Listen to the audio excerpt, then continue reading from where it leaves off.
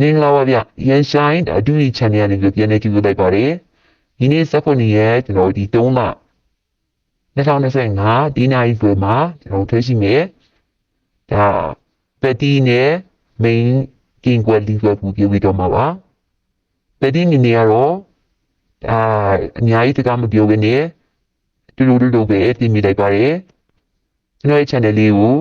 ကြမ်းနေတဲ့ရင် like and subscribe လုပ်ခဲ့ဖို့ကြံကြည့်ပါတယ်ပထမဆုံးပြောပြမယ်ဘက်တီကတော့3ဘက်တီက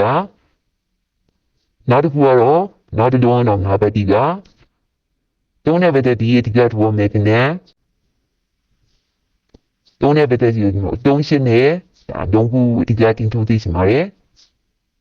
9နဲ့ဘက်တီတော့အဓိကထောမယ်ခင်ဗျာနှစ်ပေါ်ကတော့50နဲ့90ဖြစ်ပါတယ်